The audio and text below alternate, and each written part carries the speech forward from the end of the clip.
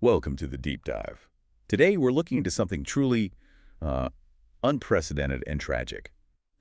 Happened June 29th, 2025 in Coeur, Idaho. That's right, a wildfire response that turned into, well, a deadly ambush. Exactly. So our mission today is to unpack what the sources tell us about this horrific event, what happened, the immediate fallout, and where the investigation stands now. It's quite a disturbing picture. Let's set the scene a bit. It was, early afternoon, around 1:30 p.m. local time. Yep, 1:30 p.m. Firefighters head out to Canfield Mountain just north of the city. Coeur d'Alene's got about maybe 55,000 people. Right. So a standard call, seems like. A brush fire. Initially, yes, but things changed dramatically and fast, maybe 30 minutes after they got there. Okay, let's unpack that shift. It went from fighting a fire to an ambush. Precisely. Sniper fire.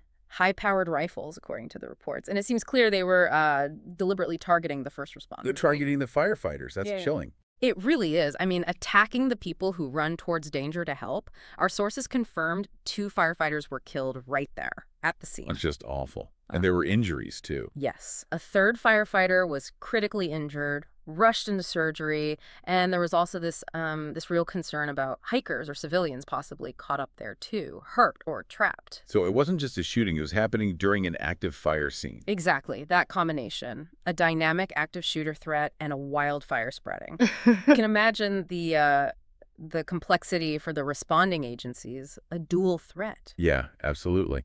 And what about law enforcement?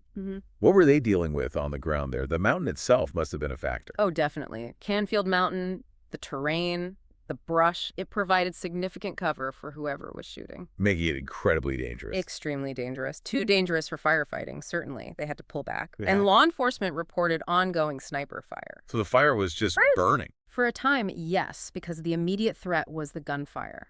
They issued a shelter in place for the nearby canyon areas. And the official response must have ramped up significantly. Oh, absolutely. It became this huge multi-agency operation. You had the Kootenai County Sheriff's Office, SWAT teams, FBI tactical units showed up, ATF agents. ATF, Bureau of Alcohol, Tobacco, Firearms, and Explosives. That's the one. And even Customs and Border Protection helicopters, CBP. They brought in a lot of resources. There were some pretty strong statements from officials too, right? Yeah, Sheriff Bob Norris, he was quoted directly saying, "We're actively taking sniper fire." And he mentioned it coming from multiple directions. Multiple directions, suggesting more than one shooter.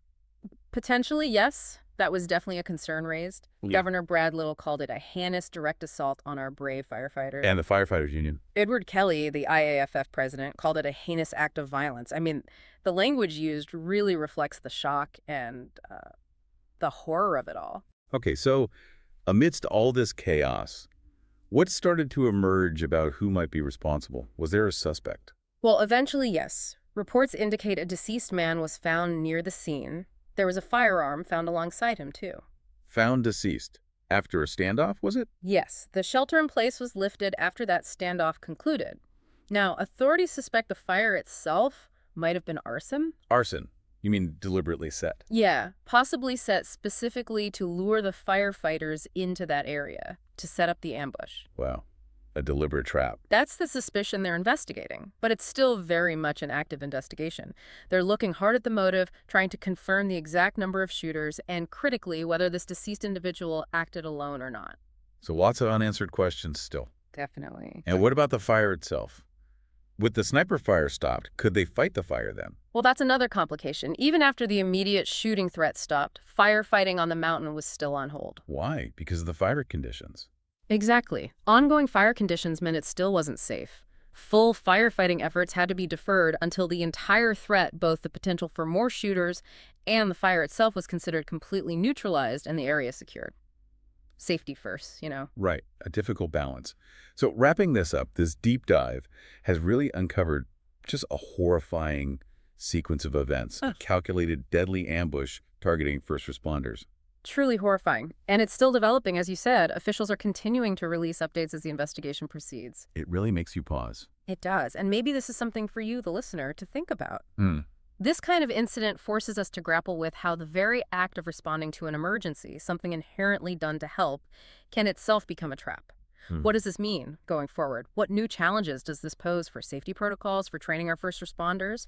And maybe even how does something like this change how communities view and protect the people who serve them, often in such, well, extraordinary and dangerous circumstances?